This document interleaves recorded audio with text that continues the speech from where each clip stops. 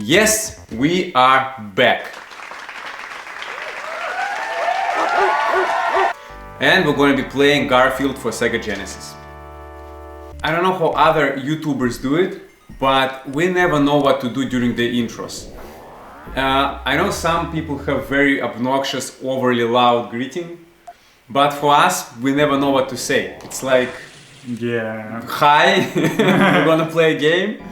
So I like how we did in Resident Evil games, where we just practically insert ourselves into the game and instantly start talking about the game. That was, easy. So yeah, honestly, intros are shit.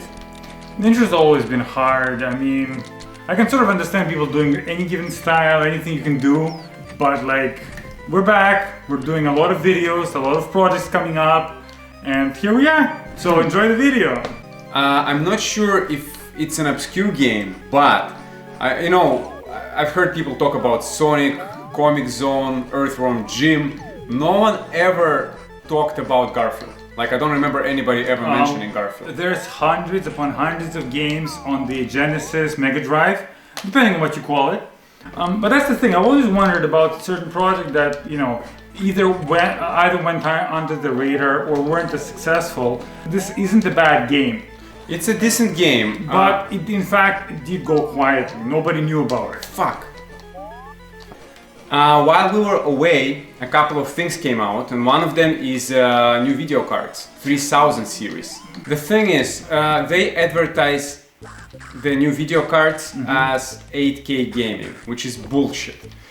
What we see, if you have everything on Ultra, including the fucking bird, including the RTX, you get, and in 4K, you get what, 80 frames a second? 80, 90? Running it in 8K, you're not even gonna reach 60 frames, so that's bullshit.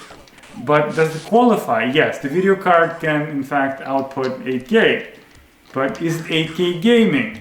It's practically a good job you're running a game at 8K. What are the settings and what are the frame rate? It's a different question. That's a good point, actually. I mean, with 8K, I know 4K is becoming a thing with PlayStation 5, Xbox Series X.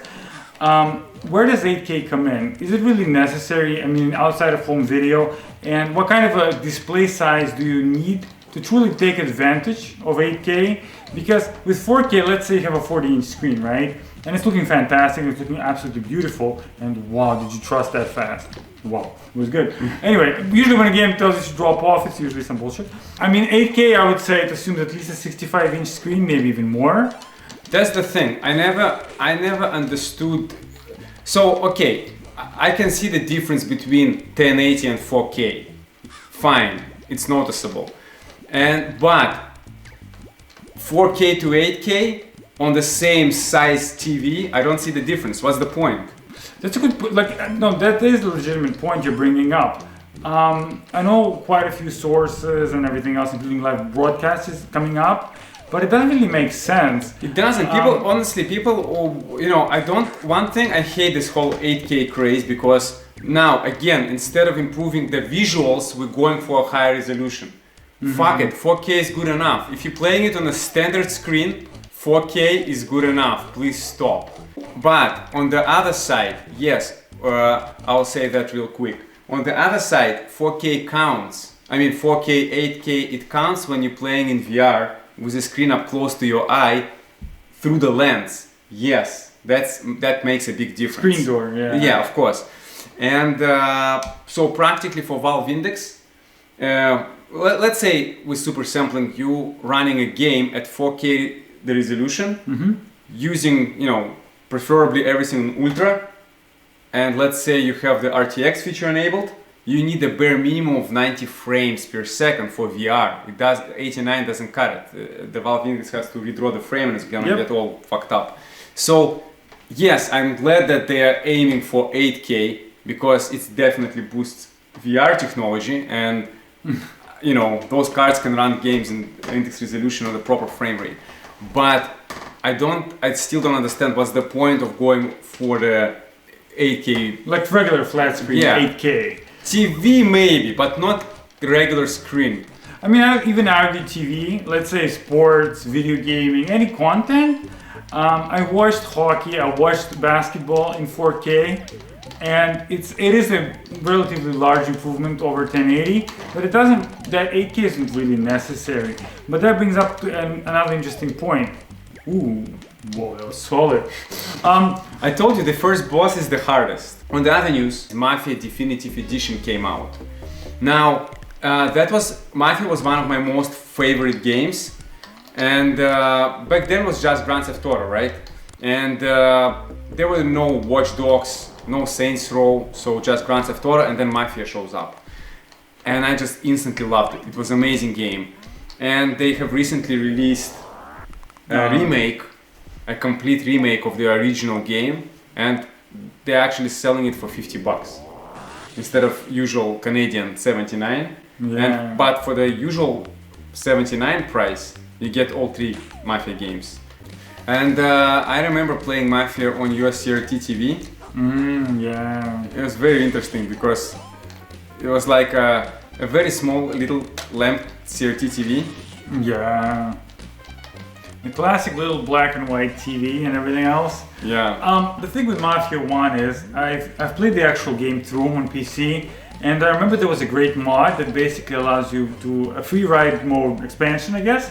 I never played Mafia 2, and all I know is you told me, and I was like, is there a free ride mode? And you were like, there's a bunch of limitations, a bunch of other shit going on, and I was always like disappointed. I remember Nvidia brought their Nvidia physics into the whole thing, and when you shoot up a bar or whatever, the difference between physics on and off would be huge. And I was like, that's fantastic and all, but like there's no true free ride mode. That, you know, the same type of thing I used to do in Grand Theft Auto. Yeah, it was very different. It was a bit more, disappointing. But like now that Mafia is back with Definitive Edition, everything else, free ride is present. It's absolutely, awesome. Here's a funny thing. The controls are fine, but it feels like Garfield is way out of shape, which makes sense. It's Garfield. He's definitely way out of shape. No, you can't feed your cat lasagna all the fucking time. Overall, this game isn't really bad. I mean, it's got good graphics, it's got style. It's definitely got style, it got the graphics, Yeah. It looks great. It plays great too. I mean, it feels like Garfield is out of shape. I hate this kind of levels in literally every video game. Every time people, like, why don't certain game designers take a note? Fuck water levels and fuck Egypt levels. But dude, get this. An entire video game that's Egypt underwater. It's gonna be the most obnoxious game possible. Because honestly, fuck underwater levels, fuck Egypt levels. Anyways, this video was just to kind of let you know that we're coming back. And we are. We have a lot of things pre-planned for the future. Whew. And you're finally out of the fucking TV, you fat cat. Fun, let's do that again. Yeah, nice touch by Jim Davis. So, it's a fun little game, but the purpose of this video was to actually let you know that we are back. We have a lot pre-planned for the future.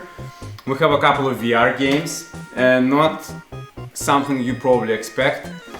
We have a couple of other projects that are not related directly to video gaming, and definitely more video game bathroom reviews that's happening. And yeah. Well, basically speaking, there's a number of things. Video game bathroom reviews, like you said, a longer series, and a few projects totally unrelated to video gaming. But I think you guys will have a fantastic 2020. Good? Так, только постараемся одновременно. That was rough as hell.